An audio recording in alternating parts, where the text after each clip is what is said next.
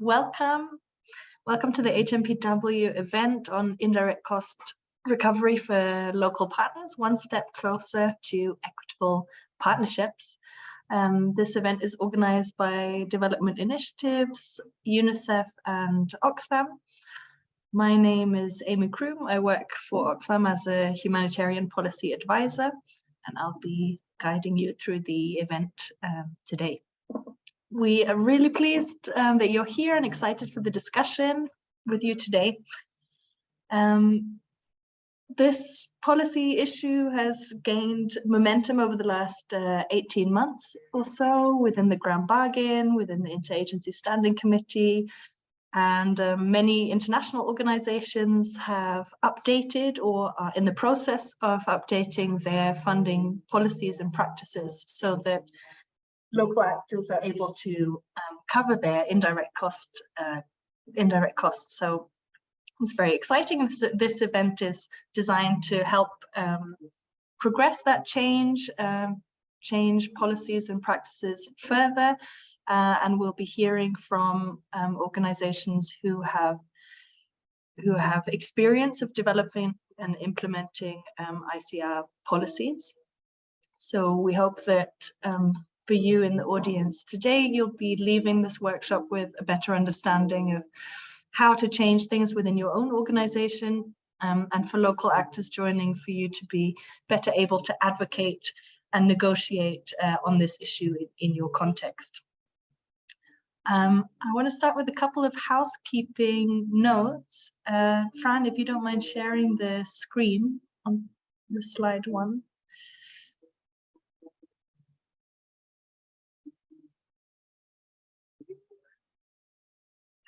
Okay, so we'll have a presentation from Development Initiatives to start us off, and then we'll have two separate panel discussions. One with a group of panelists who have a policy in place that allocates ICR or overhead costs to local actors, and the second is a group of panelists who are in the process of doing that. And then we'll have time for question and answers and some discussion at the end.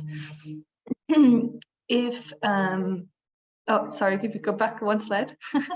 the audience, please do introduce yourself in the chat so we can see who's in the room. But if you want to ask a question of any of the panelists or any of us, please use the Q&A box. And we will try and answer everyone's questions. But if we run out of time and you have a burning question that you want an answer to, please do leave your contact details in the Q&A box so we can get in touch with you after this workshop is finished. This event is being recorded, and the recording will be available on Development Initiatives website after this event. If you want to access the closed captioning, you just click on live transcript button at the bottom of your screen and choose show subtitles so that you can see the captions on your screen. But someone will post that in the chat as well. Thanks. Go to the next slide, Fran. Okay. Just to give a little bit more of a background to this event and to the policy discussions. So between February and June of last year, there was some research mapping out current practices and policies amongst UN agencies and international NGOs around the provision of overheads to local partners. And in August 2022, the Caucus on the Role of the Intermediaries developed an outcome document which includes a commitment to allocate overheads to local actors.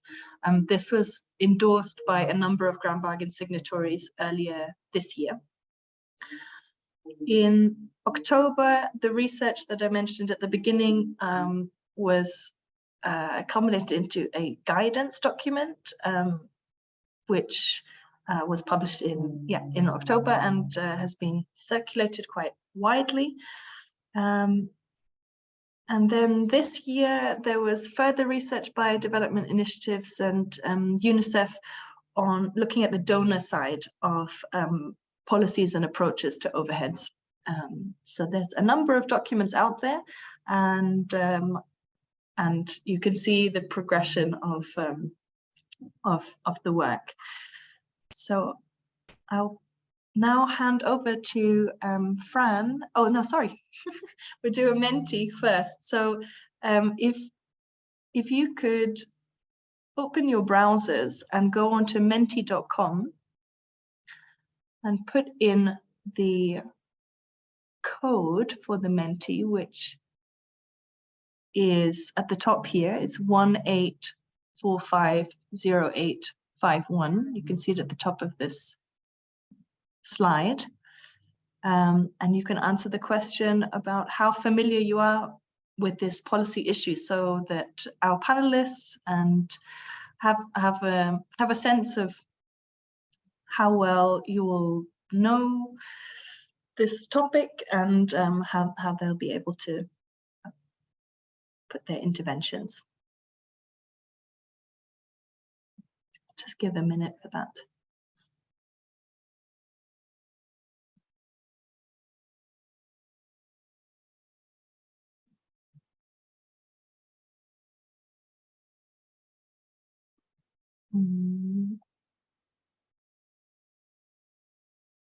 Okay, I can still see that people's answers are still coming in, so I'm just gonna give another 30 seconds or so. So for those who missed it, just go onto menti.com in your browser and then put in the code that's at the top of this slide.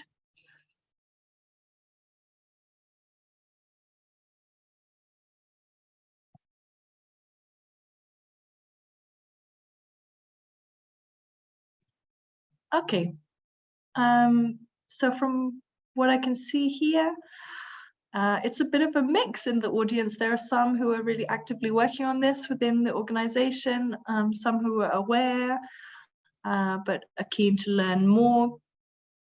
A few people who are new to this, and some who are knowledgeable on the key issues. So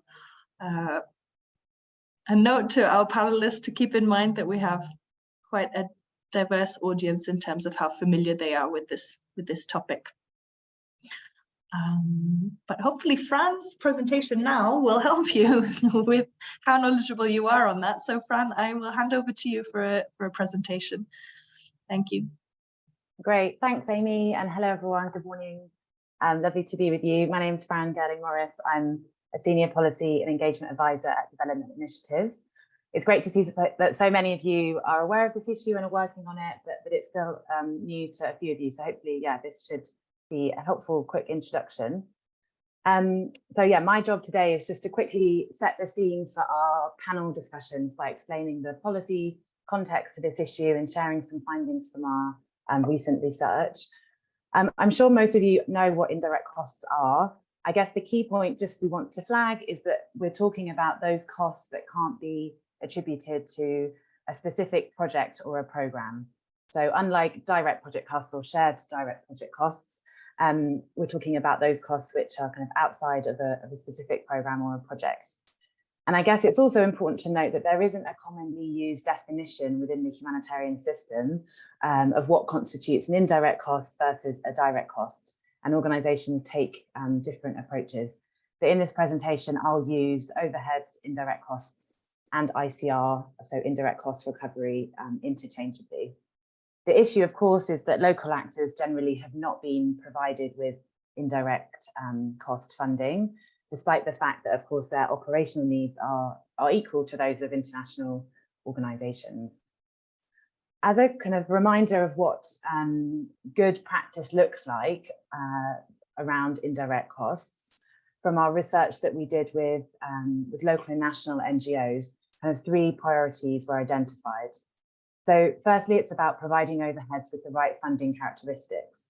So funding that's unrestricted, fully flexible, that's not part of the full program or project audit, and which isn't time bound within the length of the project. And I think it's really important to stress that it's this flexibility, which is where the value in this type of funding lies. Secondly, that the provision of overhead costs doesn't undermine or squeeze the direct project costs, which means that organisations can actually use the overheads to develop and strengthen their institution rather than having to use it to plug gaps in programme budgets. And I think this point really reinforces the need to have clear definitions about what we mean by indirect versus direct costs. And finally, examples of good practice that we heard from local actors included where partnerships with international organisations were completely transparent about the overall budget, around who the back donor was, around what the total overhead availability was, so that partners had clear, and consistent policies so that local actors can properly forecast and budget in these partnerships. So we just wanted to do another very quick Menti before I kind of present the research around what we found in terms of organisations that have policies on this. We wanted to ask you all if you could quickly go to Menti again and just answer whether your organisation has a policy on indirect cost provision for local partners or has guidance. So the options are that yes, you do have it, it's well established. Yes, you have a policy, but it's not very well used yet. Or that you are developing one actively or would like to develop one.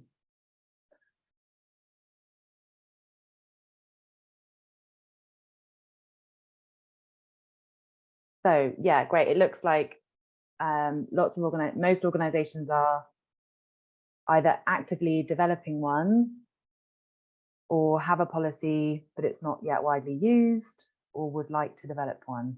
But it's good to see that there's not very many straight no's. Okay, great. That's a helpful sense check. So this research we did about a year ago. So I should say that I would hope that it is out of date, but we mapped the policies of 22 INGOs and UN agencies. And on the whole, we found that most of the organizations that we mapped a year ago didn't have a kind of global policy in place yet around overheads for local partners, unlike for their international partners. But there were exceptions to this. So, for example, UNHCR, UNFPA, UN Women, and then Christian Aid and CAPOD all did have policies in place to share overheads with their local partners. But we did find that there were lots of examples of overheads still being shared in the absence of a policy, but this was generally not standardized across the organization and was done on quite an ad hoc basis, often led by staff at country level, where there was strong kind of local advocacy on the issue. Things are clearly changing though, and nearly all of the INGOs we spoke with were developing a policy, and some UN agencies had started to as well. I think with donors, the interviews with donors, a key takeaway was that most donors don't currently know whether the funding that they provide to their international partners, whether the overhead is passed on or shared with the local partners that are sub-granted, and they tend to just rely on the funding behaviour and practices of their international partners and don't necessarily ask for policies or interrogate those policies. But some do. So Canada, Denmark, and the UK all do have provision in their funding guidelines for INGOs, which include an additional budget line for local partner overheads. And agencies like UNICEF have also recently put in place a policy on this. And other donors are also looking to kind of put in place a policy. So for example, Germany, ECHO recently released localization guidance, which specifically mentioned this issue. So what needs to change? I think it's clear that most stakeholders agree that the current status quo is not okay and something does need to change. For UN agencies and INGOs, as Amy mentioned, we now have the IAS guidance, which clearly states that they need to develop policies on this, roll them out and publicise the work that they do on it to build momentum for wider change. Donors also have a clear role to play in collectively incentivising change on this. Firstly, with their UN partners, As you know, UN agencies receive the bulk of government donor funding, 56% in 2021. So it's changing practice here that has the largest potential for widespread impact. And donors could take steps to change their funding regulations with the UN partners to incentivize change. So for example, requesting that agencies put in place policies on this issue, stipulating that overheads are passed on, and that that's also reported back to the donor so that they have the transparency around how their funding is being used. With INGOs, donors also need to work with their INGO partners to find solutions to this issue of indirect cost coverage. Unlike for UN agencies, who generally are able to provide their partners with overhead costs, which are outside of their own indirect cost recovery processes, donors need to consider the financial impacts that requiring INGO partners to share their existing overhead rate could have. Because we know that for some INGOs, there is a sense that the current overhead rates only just about cover their own indirect costs, especially those who don't have alternative income streams, and they can't afford to share that with their local partners while still managing the current compliance and risk management responsibilities that are placed on them by donors. And I think most of the donors we spoke with do acknowledge this financial pressure. So a solution clearly is for donors to recognise the costs of both their international partners and their local sub-partners. And that could be done in different ways, which we outline in our discussion paper. So increasing the overall fixed rate or adding a budget line specifically for local partner overheads, which is the approach that donors such as Denmark and Canada and FCDO have taken. And I think what's good about that is that it specifically acknowledges the role that indirect costs play in supporting the institutional strengthening of local actors, and it demonstrates an explicit donor commitment to strengthening locally led humanitarian leadership. The other option is that donors could think about budgeting differently for some of the costs of the intermediary. So for example, by allowing some costs covered by the overhead to be moved into the direct budget. So my final slide, I just wanted to pick out kind of 4 key messages or considerations from our discussion paper. The first is that I think this topic tends to open up much bigger conversations around the changing roles of international intermediaries within the system, whether the current indirect cost rate model is kind of fit for purpose, which are all valid and important questions, but we would argue that that shouldn't distract from finding perhaps short-term fixes for local actors who are obviously bearing the brunt of being underfunded on a daily basis. But this doesn't need to be a static situation, and that longer term solutions could be investigated at the same time. Second point is that we found that donors need to be cautious of not inadvertently disincentivizing INGOs from partnering with local organizations, which is a risk if they require INGOs to share overheads without first considering the financial implications of that. Another kind of issue is around language. I think you'd agree that there are connotations around the language of overheads that can be quite misleading and unhelpful. And there needs to be a change in mindset that recognises overheads as being essential for safe, effective and efficient programming. So it could be better to frame overheads for local partners in terms of funding for localisation instead. We also interviewed several private foundations as part of this research, where the issue of ICR has been kind of a long-term issue in philanthropy for decades, and there's growing evidence and advocacy around the detrimental effect that underfunding indirect costs has on organisations. And I think there's many lessons that could be learned from that work.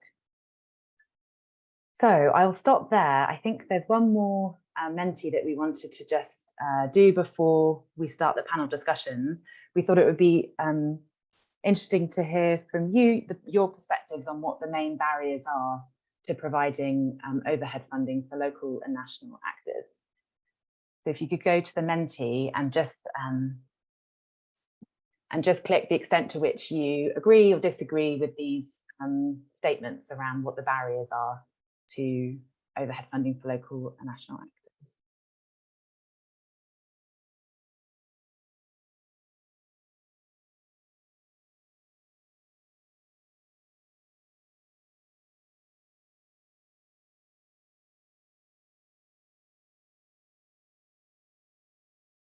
Great. So that kind of financial implication coming out quite strongly, intermediaries not being able to afford to share the overheads. But also, yeah, the lack of common cost classifications, I think, is also a really important barrier.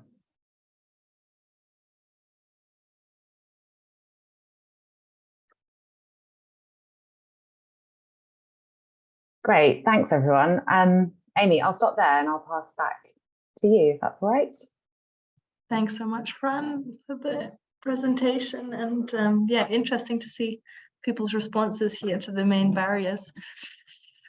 Right, so we're moving to our first panel discussion. The first panel is with organizations who have a policy around providing overheads to local actors. And in introducing the different panelists, if I could ask you to just briefly explain what your policy is and why you made or why you created that policy in the first place. So just a couple of minutes as I introduce you. So first I'll invite Howard, who is the head of the humanitarian policy at CAFOD, to just explain what's your policy and what made you change it. Thanks. Thanks, Amy, and thanks to Development Initiatives for the research and everyone for joining today. So CAFOD's policy for some years has been to share overheads from institutional donors with our partners on a 50-50% split.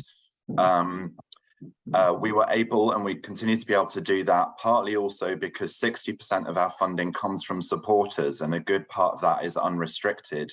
And that puts us in a strong position to focus funding on the real needs of our local partners. And I should say, we also have always encouraged our partners to include also core costs within budgets that we fund. And beyond that, from our own resources, our aim is to fully fund the true cost of partners delivering, not just direct program costs. And we understand that organizations having core capacities and good investment in that is essential to implementing the complex work that they do, and that the sector's funding model often leads to gaps in the funding of our partners' core capacities. So we often found that as CAFOD, we were basically covering what UN agencies or other INGOs wouldn't fund and wouldn't adequately fund when they were engaging with our partners in a partnership. That said, over the last couple of years, we came to a recognition that our overheads policy was primarily drafted in terms of CAFOD's core cost recovery needs. And so whilst we had this generous 50-50 split, and we were doing other work on learning from our capacity strengthening work, we realized that we wanted a more comprehensive approach to supporting our partners' core overhead costs. And so we undertook a review and a consultation with a number of our partners to get our feedback from them on their relationship with CAFOD in terms of funding and finance and partnership more broadly, as well as specifically in terms of covering their core costs and sustaining themselves as organizations. So I don't know, perhaps I'll sort of leave it at that and share more about it when we come to further into the discussion, but it was an interesting process, and the IASC research was also fed into that. Thanks so much, Howard. And sorry I didn't introduce you with your full name, Howard Molly, just because we know each other. Yes. Yeah. So let me welcome Luc Chauvin from UNICEF, who is the Humanitarian Operational Partnerships Chief, to just introduce yourself and what is UNICEF's policy and what motivated you to change that, and then we can dive into more as we discuss further. Thanks. Thanks, Amy.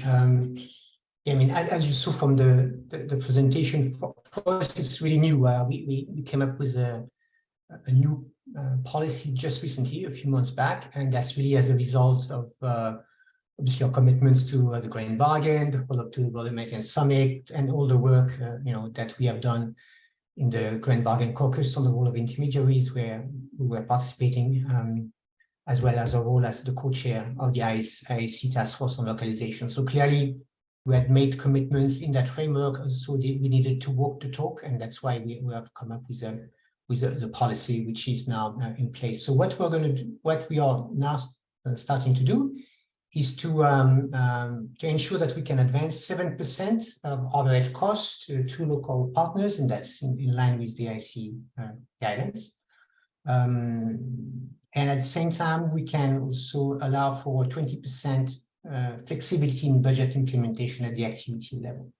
So that's also to recognize that, especially in humanitarian programs, we work a lot through local partners. Last year, I mean, as of this year, actually, as of April, it's almost 40% of our humanitarian funds that are transferred to local partners. And last year, it was over 50% of total funding that went to NGOs, so both local and international NGOs. So I think that, Amy, we had no choice but basically to walk the talk. And so we're happy that finally we made this happen.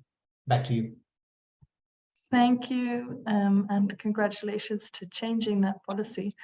Let me invite Christine Primdahl-Sutton from the Ministry of Foreign Affairs in Denmark, who's the Chief Advisor and Head of Partnerships there. Welcome, Christine. Thank you so much. Just introduce yourself and tell us what your policy is. Thank you. Thank you very much. I think you've introduced me, and I think there's a lot of known faces on the call. But I've been sitting with our work on localization and local leadership for the last few years. And I think we have, in Denmark, well, we maybe took the easiest route first, and maybe that's sometimes the way to go. But we started with our strategic partnership with Danish INGOs.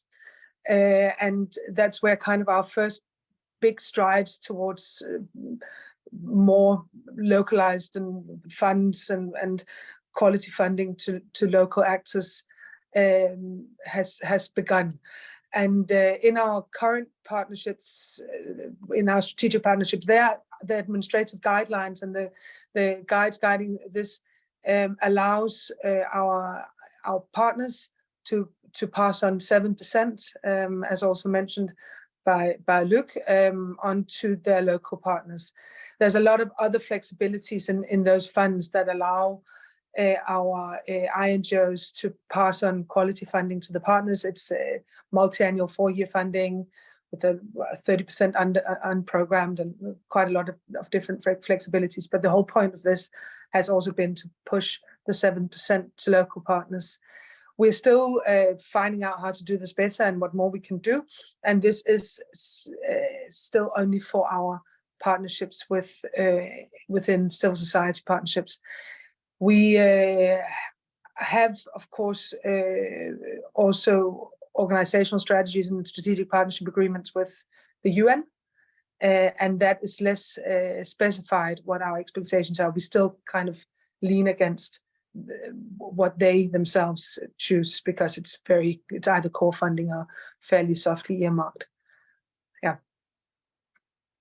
Thanks so much, Christine, for that overview. So just to summarize then, so CAFOD has a 50-50% sharing with local actors of the ICR you get. UNICEF is passing on 7% to local actors, or allocating 7% to local actors, and Denmark is also doing the 7%, but so far mostly with the INGO partners. So Howard, I want to come back to you. CAFOD has had this policy in place for actually a number of years. So when I was saying that 18 months, there's been some momentum. You've been working on this for a lot longer. Yes. So is there more you want to tell us about how, kind of what initially motivated to develop your process? Thanks. Okay, so as I mentioned, we did this review and consultation with partners. And so a few of the things that came out was, well, one was that actually, although we implicitly had a very supportive, generous and flexible approach, it wasn't always necessarily explicit or as comprehensive as it could be. And in fact, for instance, not all CAFOD staff were aware of the 50-50 split policy and implementing it consistently. And when there was more than one local partner in a consortium, for example, then there were ad hoc approaches to how the split was organized. And as I say, generally the approach was one of centering the partner's needs, but it wasn't articulated as a clear policy to do so. But another thing that came out of the review was that the overhead cost policy needs to be a part of a wider approach to supporting local organizations to sustain themselves and grow and invest in their own capacity and their work and their mission. And so when we raised this issue, the partners always immediately linked it to the short-term nature of the funding that they get as well, that they wanted to see CAFOD and other international agencies that they work with establish and provide them with more multi-year funding, which we're now working on, as well as scaling up strategic funding to invest in their core mission, not just sort of project activities. So this review has led to a wider change in our funding model that we are still working through, but as I mentioned, is sort of embedded within a wider framework of our partnerships with local actors. So sort of three main dimensions of that. One is shifting from annual to multi-year grants with a new norm of 3 to 5 year timeframes, and also tracking and reporting on that in our program finance system. Secondly, shifting from project to strategic funding. So as I say, providing more flexible funding to invest in the core organizational capacities and mission of partners, rather than paying for specific activities. And again, changing our program finance and tracking systems, and also our categorization and assessment of local partners to factor this in. And thirdly, looking at more comprehensive approaches to how we support partners to bridge the core cost gaps that they face. So increasing unrestricted funding in core grants, promoting partner direct access to institutional funding. So as of the last year and a half, we've had corporate level key performance indicators to track progress, both on how many grants where we've been in the support role and the local partners been in the lead to institutional funding, as well as what is the amount overall that's been successfully secured through that. And also investing in domestic resource mobilization by our partners. For example, a number of our partners are national local church linked faith-based organizations, many of them in the Caritas Confederation, and a number of them, like CAFOD, do fundraising within their local church community and church structures, which can be a very important source of funding, including for humanitarian response, and the first funding they can draw on. But not all of the Caritas national and diocesan partners have yet negotiated that with their local churches or worked through the most effective models for that. So investment across all these areas is linked to this sort of change on our overhead, also being more consistent in our overheads policy. There are also a number of interesting lessons from this, actually, that I think other INGOs and UN agencies could be learning from. I don't know, we might have time to get into that, Amy, as well, but I'll leave it there for now. Cool, thank you so much. That's really interesting to hear, given that you've been working on this for a while, how it's changed over time and how it's embedded in kind of a broader approach to supporting partners, and hopefully gives audience and other panelists ideas about how to connect it to tracking and kind of broader support. So thanks so much for that. Luke, you were telling us about the motivation for UNICEF was in part to walk the talk, because you have been working on this issue for a while. Do you want to tell us a little bit more about how the revised policy is going to be kind of implemented or rolled out? Like how does that look, and how do you let partners know about the 7%? Thank you. Sure, Amy. No, I just wanted to go back to what Howard also was saying, maybe as an intro. I mean, as many of us around here, I mean, on the UN NGO side, we are 100% voluntary funded. So, clearly our resources depend on the type of funding that we see from our donors. And although obviously our humanitarian funding has increased tremendously over the last few years, I mean, last year we started the year with almost 11 billion humanitarian appeal. We ended up receiving or spending almost 4.5 billion, so which is clearly shows the trend that we are all facing in the vast increase in humanitarian needs. But it all depends on the quality of that funding. And unfortunately, I think as many of us are facing, most of this funding is actually earmarked funding. I think it goes back to the presentation by Fran initially. So if we have earmarked funding, or the core of our resources come from or based on earmarked funding, then it also restricts our capacity to provide that 7%. So so it's a bit the chicken and the egg. We need to really also to convince our donors, and some do. Really provide us with flexible thematic humanitarian funding, but no, not all of them. So I think we still need to do that advocacy. Now, maybe more specifically, to your question on how we're going to do this internally, I think, to be very honest, and I guess some of our local NGO partners who are participating will also know this, I think the great strengths, but also a weakness of UNICEF is our decentralization. We're a heavily decentralized organization. We work in over 140 countries. So it's just to get that message across 140 teams, different teams, to make sure that they are going to implement the policy, widely and systematically across the board. I think is a bit of a challenge that we're facing right now. But I think hopefully with such events as this one, or through our partnership with platforms such as IGVA or CHR or Interaction, etc., we are going to be able to publicize and interact with our NGO partners so that they know and they can claim that policy when they go negotiate with UNICEF teams. So maybe I'll stop here, but happy to take it further down. Thank you, Amy. Thanks, Luke. Thank you. Christine, I'll come back to you. I know your approach to revising the guidelines involved speaking to INGO and CSO partners. For others listening who are, thinking of developing a policy, what do you think went well in that process, and what can others learn from developing a policy?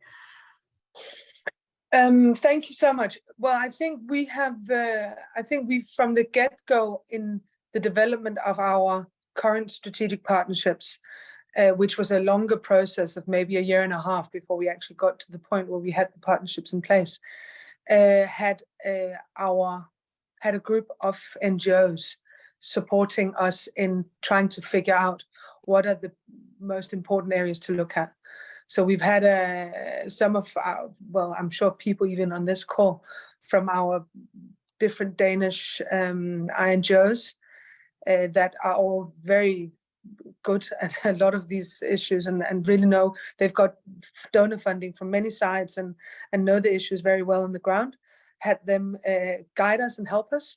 They also involved their partners, their local partners in the south, had them try and guide us a little bit, and had a lot of discussions on what are the most sticky points and what are the most important issues. And from there on, we developed the guidelines, and we also developed a framework for looking at stronger locally led work and localization, including reporting frameworks and things like this. So and our administrative guidelines have also been out in consultations in the last phases of development.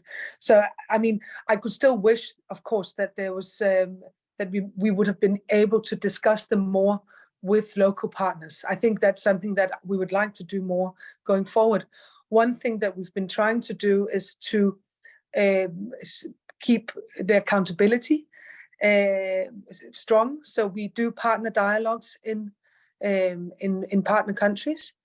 We did one in Uganda last year, and we've done one in Myanmar, where we actually bring our questions from the ministry, or we bring the dialogue to the partners, the local actors, and discuss with them, how do you see the funds you receive through our intermediaries? Is the funding still high quality when they get to you? And is it the right way you get the money? Does it work for your projects? Does it work for the needs you have for capacity building and all of these different issues? And that's been some very, very interesting conversations, and taught us a lot about how our funding flow. and what the funding is like when it actually hits the ground. Because we are a donor, that we cannot be everywhere. We are not a very large represented donor on the ground. We don't have a lot of embassies. So we are very much, we will never do a lot of direct funding. We just don't have the capacity. So we are so much relying on our international partners to help us channel the funds out in as high quality as possible in the way that they're needed. So, I mean, and I think we will continuously keep the dialogue very open with our local partners, the actors out on the ground, make sure that we understand and hear them and talk a lot. And then we are doing a midterm review later this year, also focusing on this particular part of our strategic partnerships that also, of course, include a lot of other things. Thanks so much, Christine. Yeah, interesting to hear that the consultations gave you a better insight into the on-the-ground workings, and that you're also looking to have more direct conversations with local partners, which is. But can I say one thing that I think I can hear is a chat. We had a partner dialogue here in Copenhagen, was it last week or the week before, where we had all of our all the partners we work directly with in Copenhagen.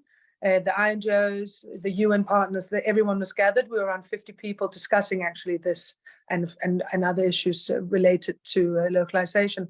And I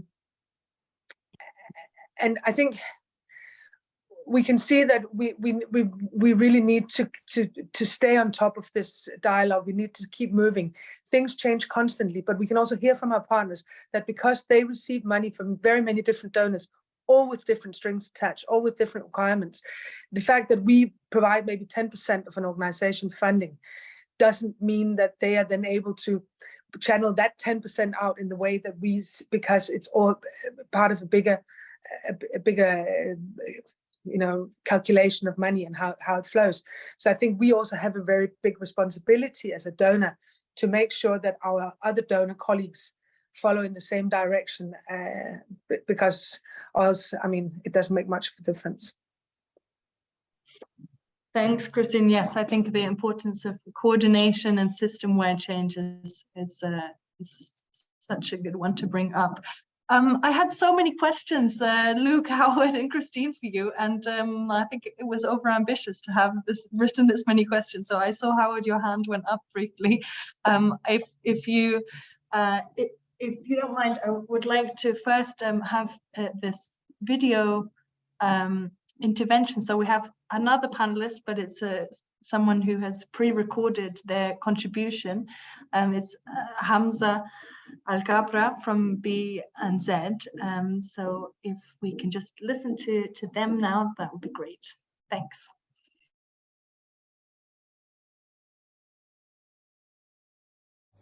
Hello everyone, my name is Hamza Al-Gabra, the Learning and Networking Coordinator at a refugee-led organization called Basma and Zaytuna.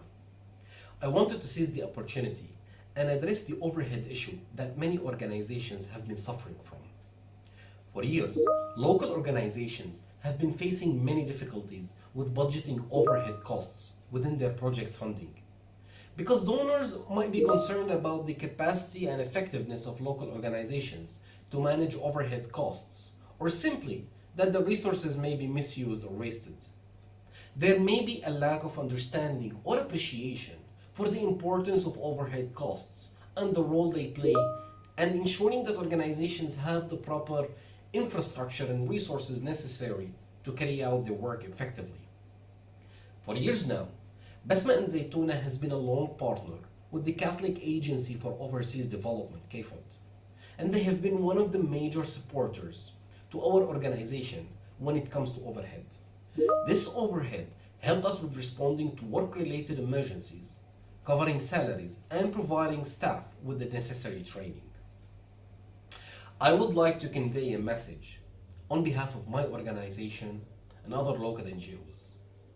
By providing funding for overhead costs, donors and international organizations can help to build the capacity of local organizations.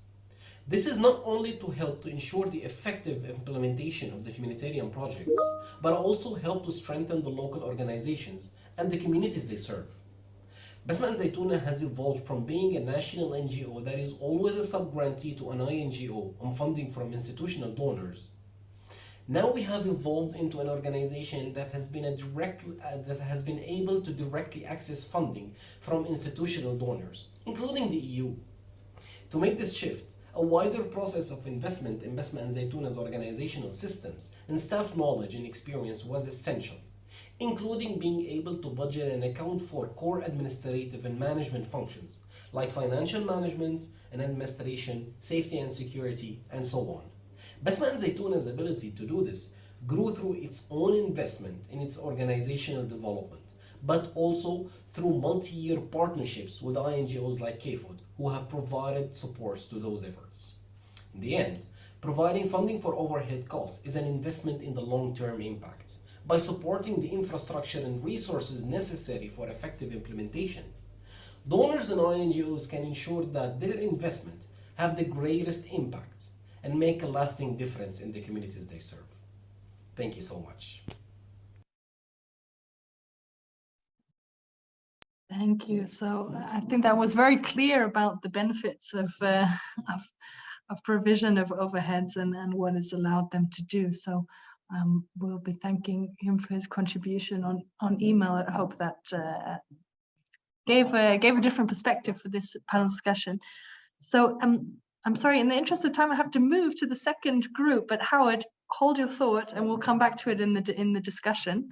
And Luke, also, if you have other things to contribute, there'll be a chance. Okay, so the first one was groups of who have a policy or have received overheads, and now the second group of speakers are in the process. So I'm looking forward to hearing from you. We have Michael Solis, who's the Global Director on Partnerships and Localizations at Trocare. Welcome, Michael. We have, and I'm not sure I'm going to get the pronunciation right, so please help me if I get it wrong, but I think it's Arjen Joos, the chair of the Dutch Relief Alliance. Welcome.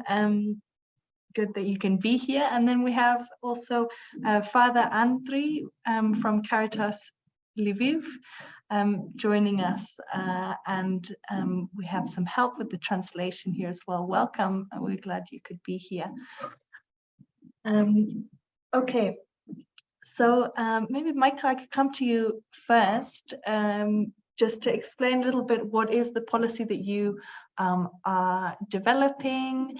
Why have you decided to change it?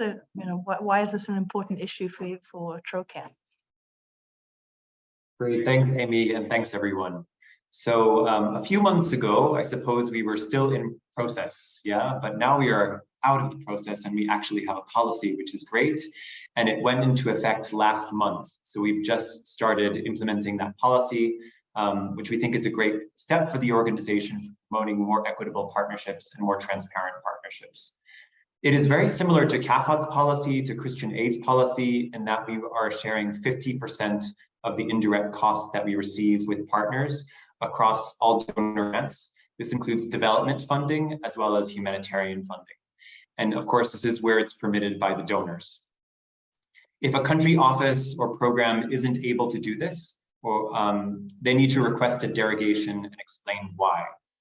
And this, for us, is a significant change from the situation previously, where we didn't have a formal policy in place, but we weren't obliged as an organization to share the indirect costs with our local partners. If you wanted to do this, you needed to request a derogation from the organization to be able to share indirect costs. And actually, that's what we were seeing happening over time. I think there was a conscientiousness within our country programs that it wasn't so fair if Trocare was retaining 100% of the indirect costs while we were implementing and working with and through local partners.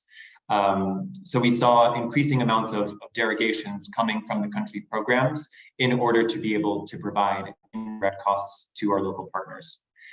I think this whole policy comes from, you know, the pattern of not providing indirect costs to partners comes from an outdated approach of the 7% or the 6% across donors that was allocated years ago with the idea that this would support organizations that were primarily working in a direct implementation model.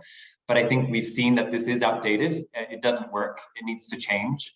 And we're hopeful that this new policy will be part of that change within Trogra.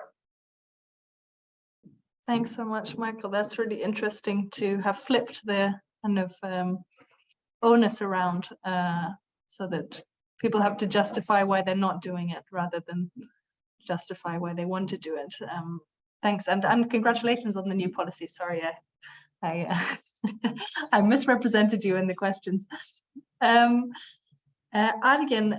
could I come to you next? That you I think have now also finalized a policy on cost sharing within the DRA or the Dutch Relief Alliance, and just interested to hear what is it and what motivated that change. Thank you, and it's great to be in this panel, but also have so many people engaging. So thank you for development initiatives for having this chance. I think it's the same league of organizations, and in this case, the Dutch Relief Alliance is an alliance to take a step forward. That was high time. As similar to Trocare, we have finalized and agreed the new policy, which is an integrative policy 2 months ago. And so the Dutch Relief Alliance, an alliance of 14 NGOs based in the Netherlands, working with 90 approximately local NGOs, implementing humanitarian assistance in 2 types of contexts, acute and protracted crises, and funded by the Netherlands Ministry of Foreign Affairs. We have wanted to keep the long-term perspective central, and that is that instead of more narrow definitions and a very traditional kind of chain of funding flows within the broad sector, where you have 2 flavors. One is you implement yourself or you subcontract to a local partner, for us to shift away from that very deliberately. And the Dutch Relief Alliance has done that long time in terms of locally led action with partners to start with design instead of subcontracting, and moving on that, where it's not only the percentages, but still more than 40% of the budget of the 14 NGOs based in the Netherlands is implemented by local partners that are to a certain extent meaningfully engaged, and increasingly so even co-leading some of the responses. But we felt we need to keep our eyes on the long-term perspective and at the same time take a short-term step. The reason for that short-term step was 2 things. One is the subsidy framework that we have with the Ministry of Foreign Affairs in the Netherlands. It is a 5-year funding for civil society that included 8% of ICR to be shared. And secondly, a desire and equitability discussion that we've had for a long time without actually being bold enough to take the next step. So we have said, and also helped and supported by EASC Results Group 5, don't figure it all out before everything is cookie cutter clear, but make sure that you take action. We have worked on what that action would look like. And then in closing, that action now looks at a kind of in-between step where we do want, again, to shift away even from discussions on sharing, which I think is kind of still this cascading funding, but looking at the long-term perspective of defining roles, including that of intermediary, including that of the implementing partner. It can be an international organization, can be a local actor, and but to actually have that as a long-term perspective, and in the short term use 3 buckets. One is a bucket that says, depending on your part of the budget to be implemented and what is a joint response, you get as a local partner at least a minimum of 6% of ICR. The second one is a discussion on the intermediary for intermediary cost, and we've made a provision for some of the overhead costs to be allowed to be moved into the direct support costs up to 4%, but it's auditable and it's itemized. And the third one is a discussion that has nothing to do with costs or ICR, but is very much linked, is designated agreements on what is also designated compensation and funding for 5% of the total project budget on capacity strengthening, institutional strengthening. That should also be contributing to organizational development, similarly to the ICR being shared, but in an agreed upon plan. So these 3 buckets, at minimum of 6% ICR shared, and again, shifting away from that language in the future. Secondly, is up to 4% of overheads to be moved into direct support costs, itemized, relating to the role of intermediary. That means you have to explain how does this actually support the joint response? And thirdly, a broader discussion outside of the ICR realm that has to do with capacity strengthening with 5% of the budget, with mutual capacity strengthening between the different types of partners, leading to stronger institutions.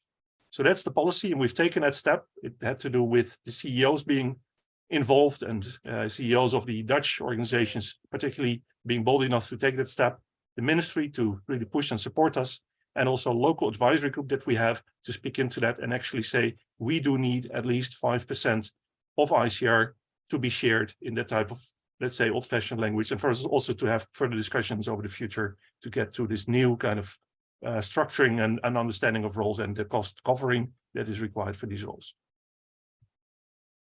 Thank you so much for that contribution. Interesting to hear what factors influenced or gave you the environment to push things through, and also your thinking around indirect and where that falls in which buckets. So thanks for that contribution.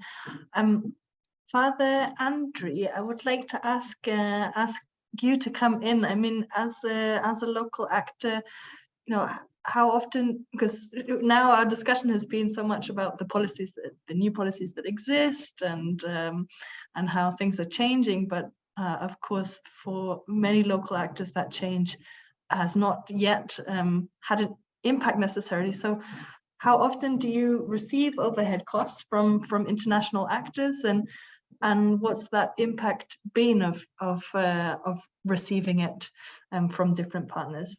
Thanks. Hello. Дякую за цю зустріч. Вона є дуже потрібною, щоб ми могли почути один одного і ті виклики, які ми маємо щоденно в нашій праці. So Father Andrew says hello, and he's really thankful for this meeting and for the opportunity to be here and in the discussion.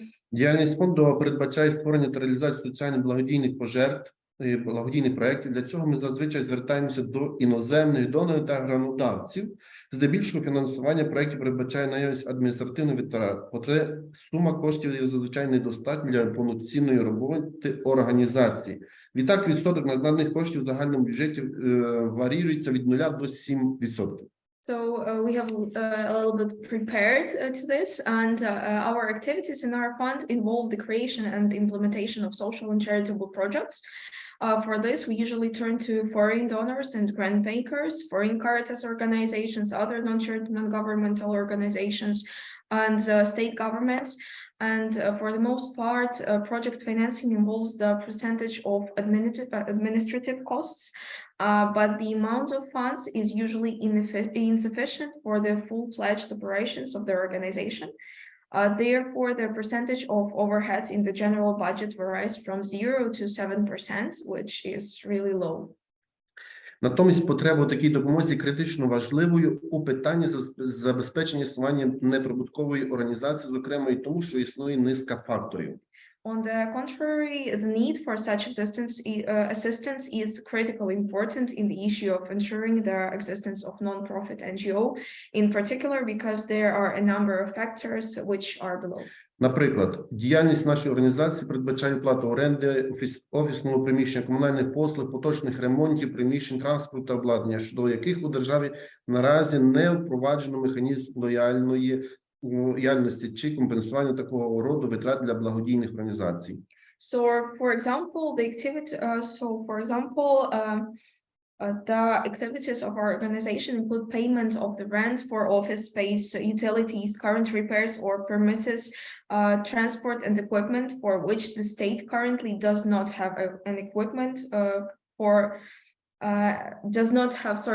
mechanism of loyalty or compensation of such expenses for charitable organizations. Крім того, серед необхідностей фінансування можна виокремити ті, які не належать до окремого проєкту, а забезпечують роботу всієї організації. Так, наприклад, можна організувати фінансування забезпечення роботи складу та логістики продукції для бенефіціарів. Також мова йде про оплату праці, техніки та обладнання для тих, хто належить до адміністративного персоналу, розвитку фонду, фандрайзинг та грантрайтер, що працюють лише міжпроєктно.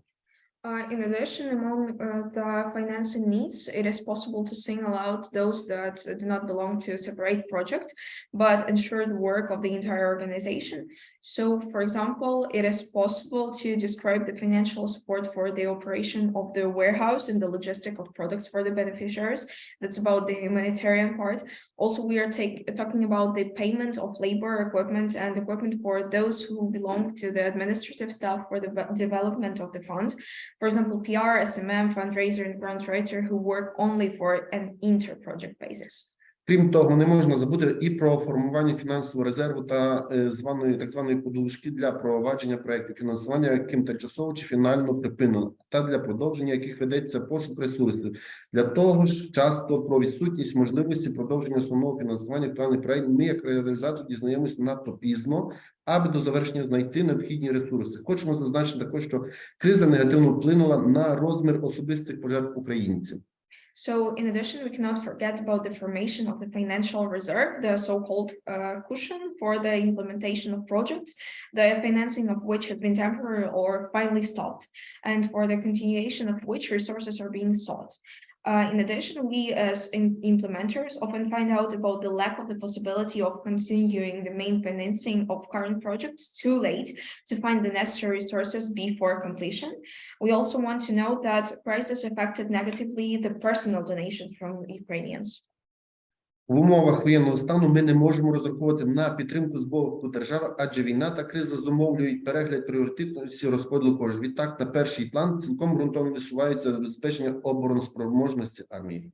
In the conditions of martial law in Ukraine, we cannot count on support from the state because the war and the crisis require a review of the priority of the distribution of funds. Therefore, ensuring the defense capability of the army is put forward, quite justified in the foreground.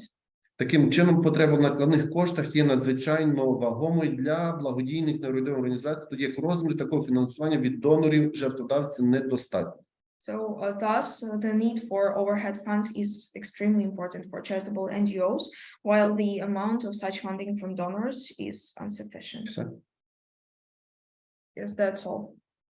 Thank you so much. Thanks for that contribution. I think that's really helpful reminder about what this percentage actually means on the ground and where it falls short, why it's important, and why it's maybe still not enough, even when it does come through. So thanks so much for that. I just want to do a couple more questions and then open up for discussion with the audience. So if anybody listening has some questions and you haven't put them yet in the Q&A, please do feel free to put some questions in there. Michael, I'm wondering for other INGOs who are on the call, who may be a few months behind you in terms of developing their own policy, what can we learn from you? What do you think worked well in terms of the process of developing this policy? What were some of the stumbling blocks? That would be really interesting to hear your reflections. Thanks. Great. Yeah. So in 2021, TROCRA established a global hub on partnership and localization in Kenya. And prior to that hub existing, there was a lot of talk about changing the ICR policy, the direct cost policy that we had, but hard to find the people who would be dedicated to actually doing it. So I think having a dedicated unit is really important in place to be able to drive the change, and ensuring that unit is linked in with your finance departments, your international departments, and also the executive level as well to result in change. We started the process with research. And I think that started at the end of 2021 or early 2022. We were asking organizations if they could share their policies with us, if we could review them and learn from them. The research phase was very short because I think we only received one policy, but we really appreciated it. And it provided fodder for us as an organization to see how other organizations were thinking about approaching ICR or how they were approaching it in practice. We worked with our finance unit at our head office to examine and explore various models, sharing 50% of the ICR, sharing 1/3 of the ICR, And we also had to look at that from the perspective of organizational viability and what we could afford as an organization and what we could not afford at that time as an organization. So our hub team really led on drafting the policy in close collaboration with our finance team, senior managers.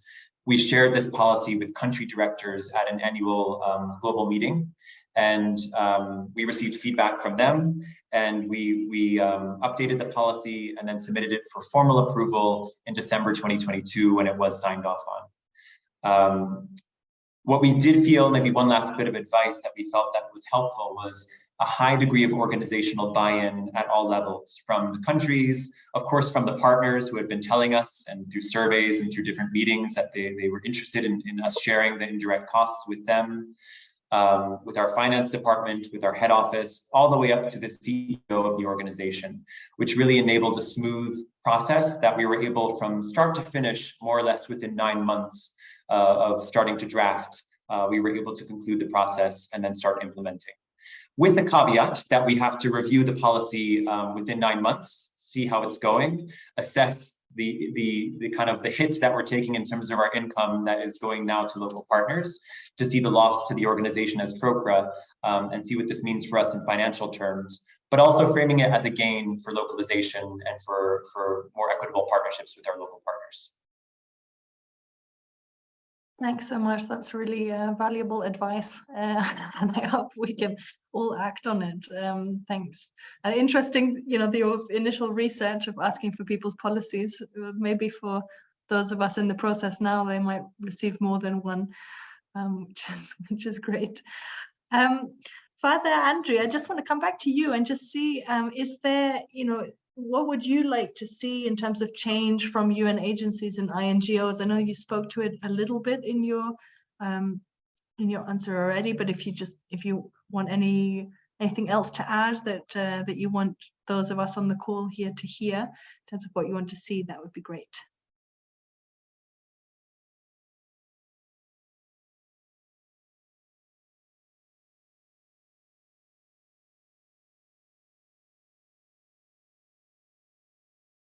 Oh, hello. Can you hear us? Yeah, we can hear us, you, but can you please repeat, Sure. like, once again the question, because we had like internet unstable. No problem. What would you like to see in terms of change amongst UN agencies and INGOs?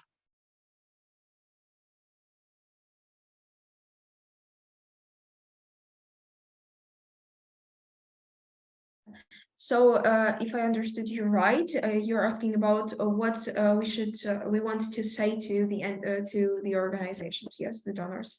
Yes, so Ми закликаємо донорів, агентства ООН і міжнародні неурядові організації переглянути свої розуміння необхідності фінансування адміністративних витрат неурядових організацій у зв'язку з їх соціально-економічним статусом держави та непередбачуваністю обставин з причин російської агресії на території країни.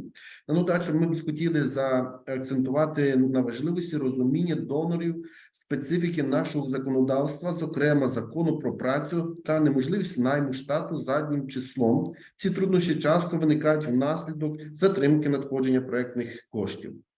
So we want to call our donors, UN agencies and international non-governmental organizations, to reconsider their understanding of the need to finance the administrative costs of NGOs in connection with their socio-economic status in the state and the unpredictability of circumstances caused by Russian aggression to the territory of Ukraine. We also want to emphasize the importance of donors understanding our labor law and impossibility of staff recruitment retroactively. Those difficulties often arise as a result of delay in receipt of project funds. So, for example, we cannot we cannot take staff to work before when we have costs. So sometimes people just volunteer because they do not have the payment. This is really important thing. Thank you so much for those, and good for us to have those in mind. The unpredictability and the importance of flexible funding, I think, is such a key message for us also. Thank you for that. Arjen, you were starting to speak about the role of the intermediary, and we also have a question in the Q&A here. Just of wondering that, you know, the discussion around overheads can open up this wider debate around the true cost of delivering humanitarian assistance, and I think Father Andri spoke to that a little bit also. But as humanitarian responses are kind of increasingly localized, is it fair to say that organizations who act as intermediaries should receive less indirect costs? Or, you know, how is that reflected in your policy, and what are your reflections on that? Thank you.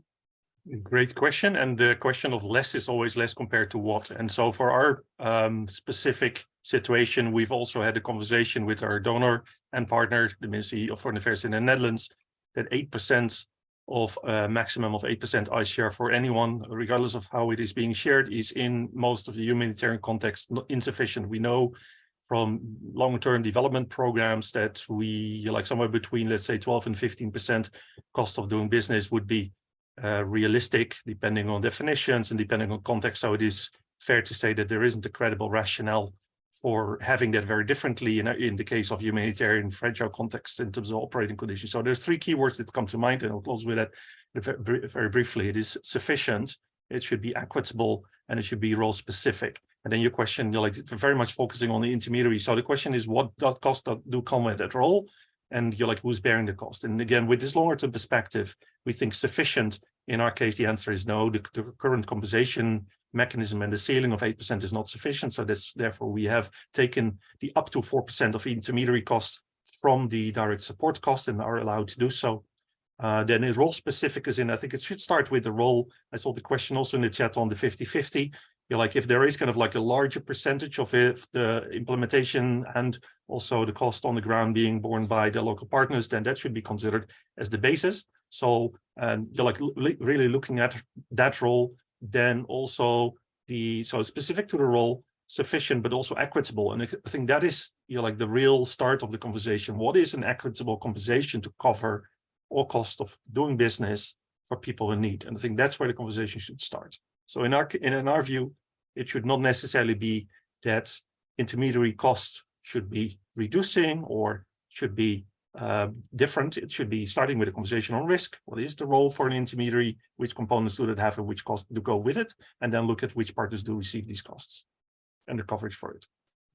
Thanks so much for those reflections. Yeah, and interesting that the sufficient is the kind of marker for you, and you're making space within the direct costs because it's insufficient. Yeah. I just want to call on Steve Williams, who I know is in the audience and as part of FCDO, because FCDO also have been working on this issue and developing humanitarian funding guidelines. So just curious about your perspective on this discussion, on the intermediary discussions, but also on the process of developing policy on this. And I can see you're connected to the audio, so you might not have even heard my question. Let's see.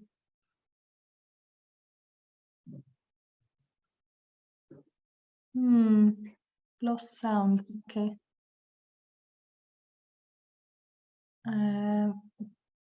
Maybe as Steve tries to join on the sound, Howard or Michael, would you like to respond to the 50-50 question? Oh yeah. I was going to pick up on Steve's question in the chat, which was directed to Luke at UNICEF, but I think relevant also for all of us on the panel, which was, is your policy just for your direct first tier of partners, or is it also for downstream partners? And Luke, your response was it's with your UNICEF's partners, but the sort of follow-up question is just to clarify, well, surely the local partners on the ground delivering the programs with communities should be seen actually as the primary partner, not the intermediary or just the first tier that holds a contract with the office in Geneva or London or wherever. So just as a sort of clarification, like does UNICEF see the partners implementing the work on the ground that are the local partners downstream also as partners, and does does the ICR policy apply to that? And but also to the colleague from Denmark, and for all of us, we surely should be seeing them as the primary partner. They're the one that's actually doing the work, carrying most of the risk. So just to sort of follow up on that, but also a link question, which is really important. It came up, Luke, really welcome that you were saying that UNICEF is asking its staff, and I think you said partners, to communicate the policy to partners. And this is a thing, when we did our review in CAFOD, we were talking to different national NGOs, and they were sharing how, for example, there was one case of one national organization that was getting funding from 2 other INGOs from BHA, the US government. And from one of them, they were getting a really fair, generous sort of sharing of the overhead costs. And from the other big US INGO, they were, excuse my language, but they were basically being screwed over by the INGO and basically really not being treated well. And what really shocked me about this was that I know that INGO has a really massive public support base and has a lot of flexible funding, just like CAFOD does. So it is well placed to have a generous policy and practice, but at least in that country and with that partner, it wasn't doing that. And it was for funding on the same related programming from the same institutional back donor, and yet BHA was not yet at that stage requiring their implementing partners to communicate what their policy was to their local partners. So they were essentially hiding it from the local partner and then not treating the local partners fairly.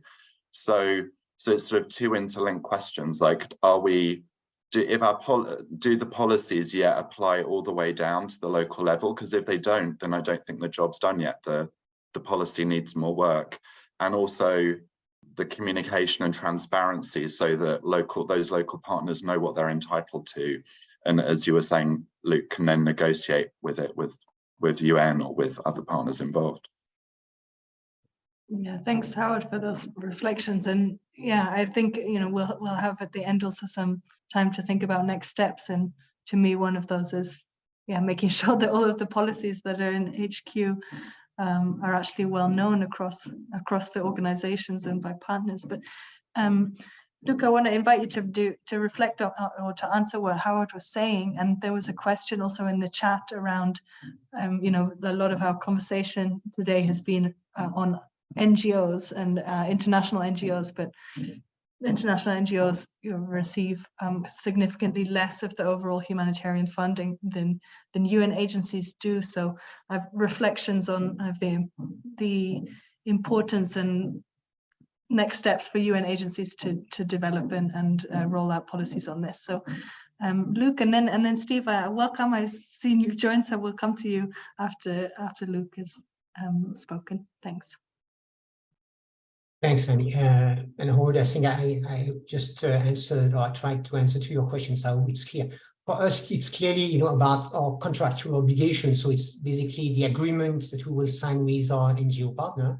So I take your point, and then clearly it's only through that kind of legal framework or agreement that we will sign that we will be able to transfer the 7%. But yeah, I take your point that it's really important that at the end of the chain, also the local partners that will actually implement the activities also can recover and can also benefit from ICR. So that's why we're trying deliberately also to work more and more directly with local partners, and going less through the big, international NGOs, etc., so that it goes directly to the local partner out there on the front line. So just wanted to make that clarification. I hope it is. I mean, do you want me to answer anything else or come in later on? If you want to add any other reflections on kind of the UN agencies generally, I know you're representing UNICEF, not all of the UN agencies, but if you've heard anything of across the UN community on this issue, right. It'd be interesting to hear. And I see Adrian also has his hand raised. So if you don't have anything to add, Sure. No problem. We can go to. Yeah. I'm happy just to say, and I think I did also put an answer on the Q&A, because there was a question on this, what about the UN, etc. I mean, and to be honest, I think it's changing. Really, the landscape is changing fast. I mean, we were not the first one. We were probably among the last one to adopt an ICR policy for local actors, because we feel the pressure. We feel that it's demanded. It's being requested by our local actors, requested by our donors. So I think the humanitarian landscape is changing fast. There are commitments that have been made. We need to walk the talk. So my advice to all of you is just demand that, because clearly we have made announcements. We have committed ourselves to make these changes happen. So engage with the UNICEF teams on the ground that implements the policy. And if it's not happening, just write to us, and then we'll engage. So I think it's through this kind of dialogue, constant dialogue, pressure, and discussions, both in the field and HU regional offices, that it will happen. But I think it's moving in the right direction, to be honest. Back to you, Hannah. Great, thanks so much. Arjen, you want to come in on the UN discussion? Thanks. Very briefly, and completely echoing what Luc is saying. I think what we saw is that real change starts with, let's say, Stephen Covey's keeping the end, starting with the end in mind, and also deliberate intent by having high-level commitment and intent being articulated. And what we also see is that with a group of CEOs in a group in a room, and having a frank conversation about what I've shared before, equitability, true cost of doing business, and coverage of it to be sufficient, we should not, we should also shift away from the language around chain and all of it, because then it becomes something being passed on the chain, and then I know local partners will be at the end of that chain and whatever is left. And for us to really start with that conversation in the room, including speaking into that at local partners, for example, through the local advisory group that we have, and then making bold statements about where to go. And I think it's the same as the INGOs results 5 group report, because then it starts with something that you haven't fully figured out, but at least the intent is there at the highest level, and then it will happen. Thank you. Yeah, so in a way, working backwards. Yeah, thank you. Steve, welcome. Do you want to add your reflections on your own funding guidelines, the role of the intermediary, anything that's come up in this discussion? Thank you very much, and I apologise for the earlier technical difficulties. This is incredibly inspiring. I mean, I've been very passionate about this issue for a long time. It's great to see that it's really getting traction now, and there's so many organisations that are reviewing their policies. The FCDO introduced their humanitarian funding guidelines, or a refreshed version of their funding guidelines, about 3 years ago, and they had 2 kind of interesting innovations. The first was that we introduced a line in our budget reporting documents that ensured that partners had to state how much indirect costs had been passed down to local and national partners, insisting on that level of transparency.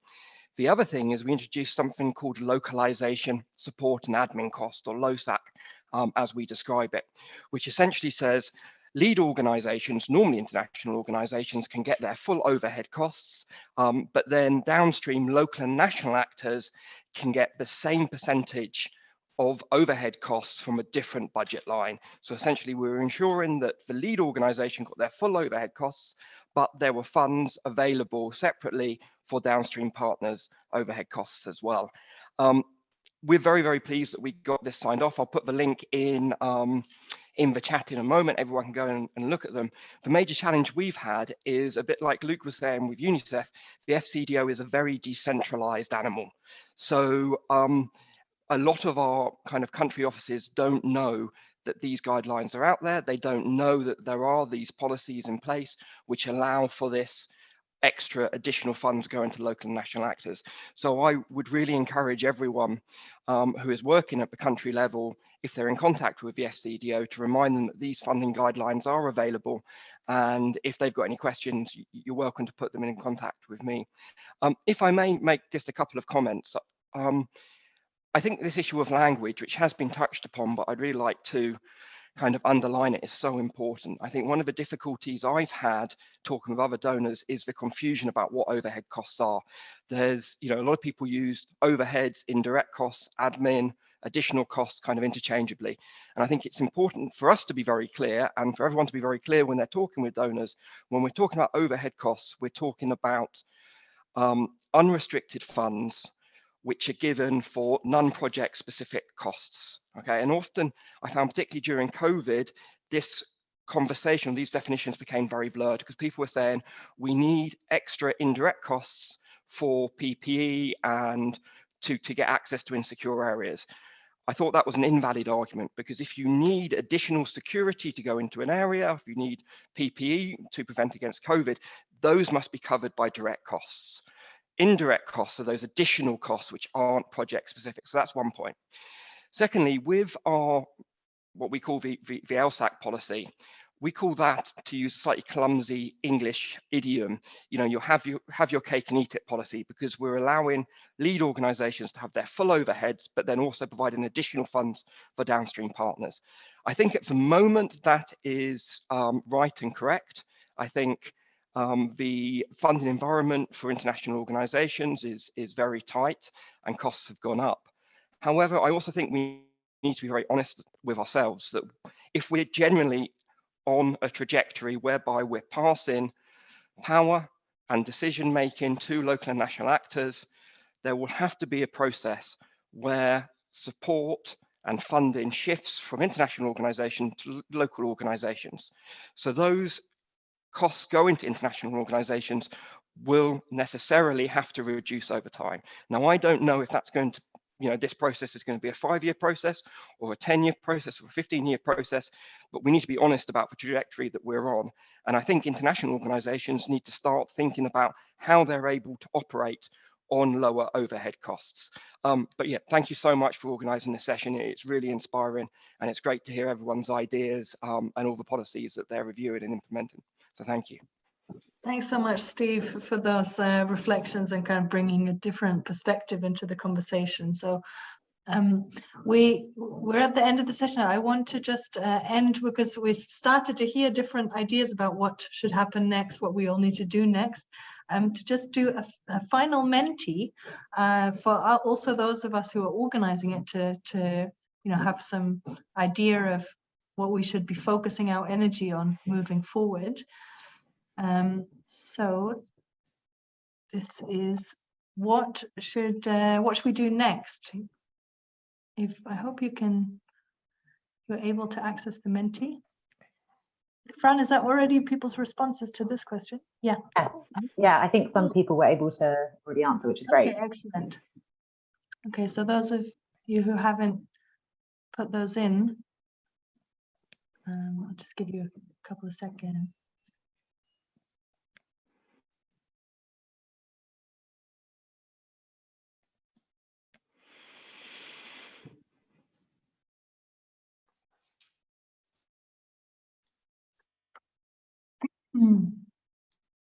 Okay. So the top two are, oh, I can't see, the text is so tiny. It's more sharing of good practices and an updated mapping. Okay, the updated mapping of different policies and then advocacy materials. So that's super helpful for us to have some ideas of what to focus on next. I think from the discussion today, another one is, yeah, or I guess it's linked to that dissemination and updating of the mapping, but making sure that, you know, staff of international organizations are aware of the policies that that organizations have in place, so that that rollout can happen, that local actors are informed about the policies that are there, so that they can negotiate and push for them, like you were saying, Luke, that's an important change that you're seeing. Yeah, there were a number of other suggestions. I'm sorry we're at time already, and that there were Howard and Michael and again, I had a lot of other questions for you, so maybe we'll have to have another discussion at some point. I guess the other thing that came out also from Christine's contribution was the need for donors to coordinate amongst themselves, so that there's a coordinated system-wide change, because 10% of a funding portfolio can't change an organizational's approach. So let me end by just thanking everybody for your contributions, for your time. Those in the audience, thanks so much for joining. And if your question wasn't answered, I see that some people have put their contact details in there as well, but do feel free to get in touch with us if you have any follow-up questions or ideas for what we should do next. You can contact UNICEF, Oxfam or DI on that. Thanks again. Thanks everybody for your contribution. Let's try and get more people to change their policies and practice on this issue. Have a good day, everybody.